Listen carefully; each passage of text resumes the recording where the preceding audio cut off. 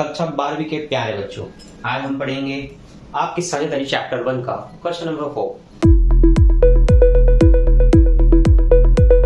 Question number 4 हम हल करेंगे। क्या दिया है देखिए, दो साझेदार दिया रहता है। यहाँ पर दिया है महेश और रमेश। ठीक, मैंने उसको MR लिख लिया। उनका अनुपात है 5:3। मैंने उनको इस तरह से लिख लिया 5:3। ठीक, आई होप आपको दिख रहा होगा। पहले से मैं थोड़ा बड़ा लिखने की कोशिश कर रहा हूँ ताकि आपको समझ में आए। इनकी पूंजी है 3 लाख और 2 लाख रुपए। हमने लिख लिया, एक का 3 लाख, दूसरे का 2 लाख रुपए। ठीक, लिखिए, आगे बढ़ते हैं। पूंजी पर ब्याज देना है 12% की दर से। ठीक है, अब यहाँ पर जो पूंजी पर ब्याज की दर है वो है 12% और रमेश को शुद्ध लाभ का 5% कमीशन दिया जाएगा। ठीक है, चलिए, शुद्ध लाभ आपको पता है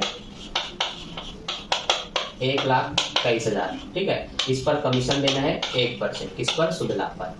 तो ये हमारे इंफॉर्मेशन हो गए जो प्रश्न में दिए गए हैं। अब इसके बाद अब क्या है, शॉर्ट वगैरह कैसे लिख लेते हैं तो आपको बार बार प्रश्न देखना नहीं पड़ेगा। आपकी कॉपी में आप जहां कार्यविधि करते हैं वहां पर इसको नोट कर लीजिए, उसके बाद बनाना शुरू कीजिए। चलिए, तो हम स्टार्ट करते हैं हमारे प्रश्न को सॉल्व करना। ये लाइन पे ना जाए, लाइन टेढ़ी मेढ़ी हो सकती है। ठीक, इंसानों की तरह, इंसान भी टेढ़े मेढ़े होते हैं।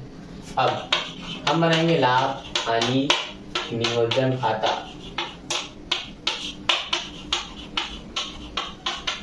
ठीक, तारीख वारीख रहता है, नहीं रहता तो इग्नोर कीजिए। आपको पता है यहाँ पर रहेगा दिनांक, विवरण, यहाँ रहेगा राशि, विवरण, यहाँ रहेगा राशि। ओके, अब प्रश्न तो देखना नहीं है, मतलब बुक में सीधा हम यहाँ देखते हैं। हमारा सबसे पहला काम होता है लाभ हानि नियोजन खाता में पूंजी पर ब्याज निकालना। पूंजी पर ब्याज देखिए, 3 लाख और 2 लाख की पूंजी है, 12% निकालना है। निकालेंगे M और R का, लिखेंगे पूंजी पर ब्याज। पूंजी पर ब्याज लिख लिए। अब निकालेंगे M और R का। ये M, ये R लिखा मैंने। अब देख के बताइए, 12 तिया 36, 12 दूनी 24। अब परसेंट का मतलब बटे में 100 होता है। बटे में 100, इसका मतलब इनके जो लास्ट के 2 जीरो हैं वो 2 जीरो कट गए। 2 जीरो गायब होंगे तो 3 जीरो दोनों में बचेगा। उसी 3 जीरो को आप इस तरह से यहाँ लिख लेंगे। निकल गया 12%। ठीक, तो 12%, 15%, 6% निकालना है तो इनके फर्स्ट नंबर से उसको गुणा कर दीजिए, मल्टीप्लाई। तो उसके बाद जो आएगा उन डिजिट को यहाँ लिखेंगे। अब परसेंट का मतलब नीचे में 2 जीरो होता है, उनके इस जीरो से ये जीरो कट जाते हैं, तो बाकी जो शेष जीरो बचे उनको आपको लिख लेना है। ये निकल गया आपका पूंजी पर ब्याज। अब आपको क्या करना है, लाभ को इस तरफ लिखना है। चलिए, मैं लाभ लिख लेता हूँ, 1,23,000 रुपए का लाभ। यहाँ पर आपको ध्यान ये देना है, इसी लाभ पर उसको 1% कमीशन दिया जाएगा, तो मैं लिख रहा हूँ कमीशन। ठीक, अब देख करके बताइए 1% कितना होगा। जब भी 1% निकालना होगा तो लास्ट में 2 जीरो को आप काट देंगे, तो जो बचा वो आपका 1% है। तो कमीशन की राशि कितनी हो गई? इतनी हो गई 1230। हाँ, इनका टोटल कितना हुआ? इनका टोटल हुआ 60,000 रुपए। ये कितने हो गए? ये 60,000 हो गए। ठीक, अब हमारा काम क्या है, सब कुछ एंट्री तो हो गया, पूंजी पर ब्याज हो गया, कमीशन हो गया, लाभ भी हो गया, तो इनको जोड़ के इसमें घटाना है। ठीक, और आपको देख कर बताना है कि दोनों पक्ष में ज्यादा राशि कहाँ है, विकलन में है कि समाकलन में है। सॉरी, ये समाकलन है, ये विकलन है। ठीक, तो विकलन में हो रहा है 61,230 और समाकलन है हमारा 1,23,000 रुपए। तो जाहिर सी बात है बड़ी राशि वहां पर लिखी गई है, तो हम भी वही करेंगे। इस तरह से बैलेंस का लाइन खींचेंगे। फिर से कह रहा हूँ, लाइन टेढ़ी मेढ़ी हो सकती है, इसको इग्नोर दें। ठीक, ये अब हम लिखेंगे दोनों तरफ 1,23,000 रुपए को। क्या लिखेंगे? 1,23,000 रुपए को। और अब हम बांटेंगे तो हम लिखेंगे लाभ को साझेदारों के पूंजी खाता में हस्तांतरित करने पर। ठीक है, अब पूंजी खाता में क्या करेंगे, हम हस्तांतरित करेंगे। तो M और R के में हस्तांतरित होगा, लेकिन उससे पहले हमें कार्यविधि करना होगा। कार्यविधि में अंदर में कर लेता हूँ, आपको ब्रैकेट के बाहर या डब्बे के नीचे करना है। ठीक है, ओके, ये होगा 61,230। घटाते हैं, 10 में 3 जाएगा, 7 बचेगा। अब 10 कैसे हुआ, तो यहाँ से उधारी लेकर के यहाँ तक आ रहे। ठीक, 3 से उधारी गया 0 में, तो ये 0 10 हुआ। अब ये 10 होने के बाद इसको 1 दिया तो ये 10 हुआ। 10 में 3 गया 7, अब 10 1 दिया था तो ये 9 हो गया। 9 में 2 जाएगा 7 बचेगा। इसने 1 दिया था तो ये 2 हो गया। 2 में 1 जाएगा 1 बचेगा। 12, अब ये 2 है, 6 से कटेगा नहीं तो उधारी लेकर के 12 हो जाएगा। 12 में 6 जाएगा 6 बचेगा। ये आपका बैलेंस है 61,770। अब हमें क्या करना है, इसको इनके पूंजी के अनुपात में बांटना होगा या तो बराबर। अब प्रश्न में क्या बोला गया है, हाँ अनुपात दिया है इनका कितना दिया है, 5:3 के अनुपात में दिया गया है। ठीक, ओके। अच्छा, मैंने एक गलत लिख दिया। क्या प्रश्न में दिख रहा है, हमें इसको शुद्ध लाभ पर 5% कमीशन दे जाएगा और मैं 1% दे के लिख दिया, मतलब किसी और प्रश्न को देखा गलती से। एक प्रश्न में 1% है तो मैंने वही 1% लिख दिया, तो अब थोड़ा सा गलत हो गया। हमें क्या करना है, 5% निकालना है। ठीक है, तो देखिए 1,23,000 का 5%, इसका मतलब लास्ट के 2 जीरो कट गए, गुणा होगा 5 शून्य 0, 5 दिया 15, हंसी लाइए 5 दूनी 10 11, हंसी लाइए 5 1 5 6। ठीक, तो आपको पता है कमीशन देना है 5%, तो 5% आप प्रॉफिट से निकाल लेंगे। ये जो निकला उसको लिखना है 6,150, तो हमें इसको मिटा करके लिखना पड़ेगा 6,150। ठीक, अब आपको ध्यान देना है, अब इसमें से कितना घटाना है, 66,150 घटाना है। कितना घटाना है, 66,150, 66,150। तो ये 5 बचा, 9 में जाएगा 8 बचा, तो 6 बचेगा और इसमें 1 दे दिया तो 11 हो गया। 6 5 11, 56,850 आएगा। ठीक है, ओके।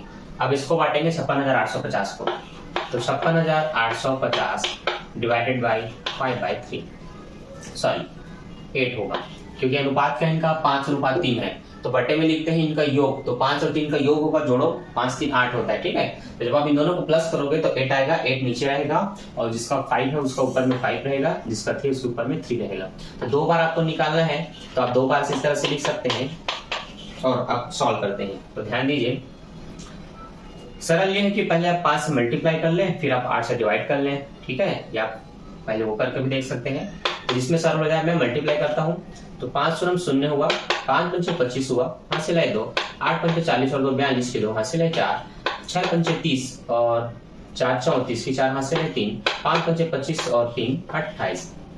अब अगर मैं इसको 8 से काटूं तो आपको याद रखना है 8 से मैं डिवाइड करूंगा, 8 दिया होता है 24, 4 बचा, 8 पंचे होता है 40, फिर से 4 बचा, 2 को लिखे, फिर 8 पंचे 40, फिर 2 बचा, 5 को लिखेंगे 25, फिर 8 दिया 24, 1 बचा, 0 को लिखेंगे, 8 एकम 8, 2 बचा, पॉइंट लगाएंगे, 0 लगेगा, 8 दूनी 16, 4 बचेगा, 0 लग जाएगा, तो 8 पंचे 40,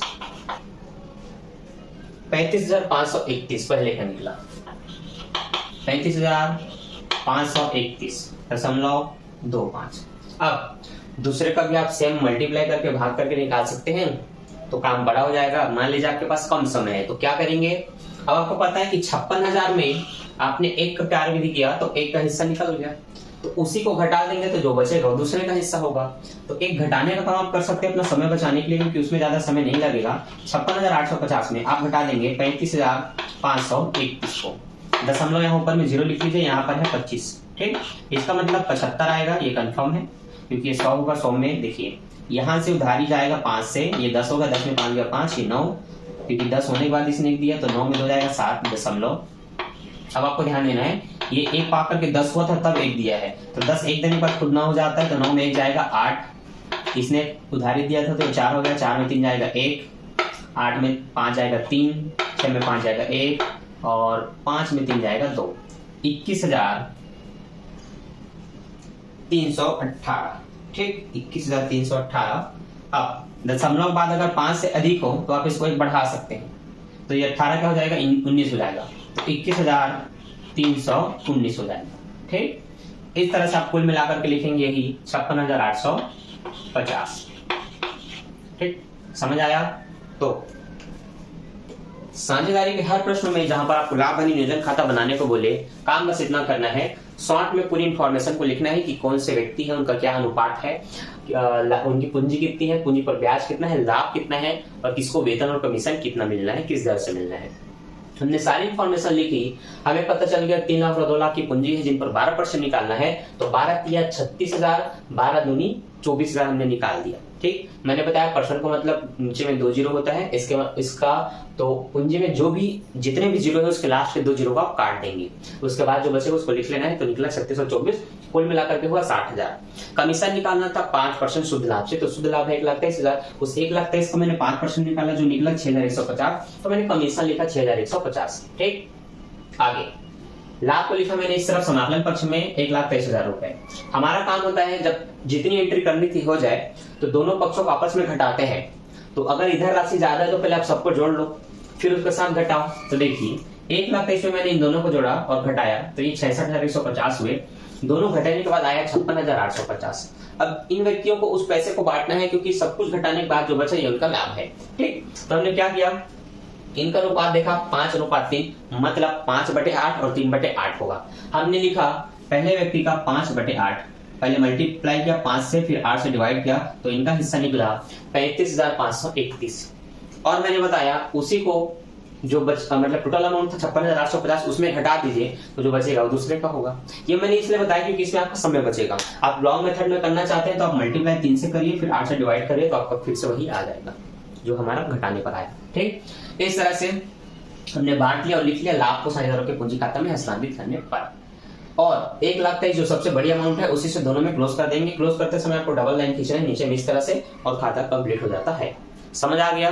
ठीक, तो ऐसे ही हर दिन आपको हर एक प्रश्न का वीडियो सोल्यूशन मिलेगा जहां पर आपको कुछ एग्जाम्पल भी बताया जाएगा और आपके मेन प्रश्न भी बताए जाएंगे। तो एक एक करके मैं आपके सभी प्रश्नों का सोल्यूशन आपको दे रहा हूं इसी चैनल पे। तो अगर आप चाहते हैं कि आप सारे प्रश्नों को बनाएं, आपका एक भी प्रश्न ना छूटे, बोर्ड एग्जाम में आप पूरे 100 में 100 लाना चाहते हैं, सॉरी 75 नंबर का एग्जाम है तो 75 में 75 लाना चाहते हैं, तो अगर आप चाहते हैं कि आपके सभी प्रश्नों का सोल्यूशन आपको एक ही चैनल पे मिल जाए तो वो वन एंड ओनली चैनल है आपका इंडियाज OFT, जिसका फुल फॉर्म है ऑनलाइन फ्री टीचिंग। इस चैनल को भी सब्सक्राइब कर लीजिए, बेल नोटिफिकेशन ऑन कर लीजिए और प्रत्येक नोटिफिकेशन में आने वाले वीडियो को ध्यान से देखिए, जहां पर आपको 11 के वीडियो, 12 का वीडियो, बीकॉम फर्स्ट ईयर के वीडियो, 10वीं का गणित और इससे नीचे के जितने भी जो मैं बनाता हूं सबके वीडियो आपको मिलेंगे। आप जिस क्लास में उस क्लास का वीडियो देख सकते हैं और अपने छोटे भाई बहनों को ये वीडियो शेयर कर सकते हैं जिस क्लास में वो लोग हैं। ठीक है, तो मेरे समझाना आपको समझ आया कि नहीं कमेंट करके जरूर बताएं, और आपके क्या डाउट हैं इस प्रश्न को लेकर के कमेंट में जरूर बताएं। मैं मिलता हूं नेक्स्ट वीडियो में, अभी के लिए बाय, थैंक्स फॉर वॉचिंग।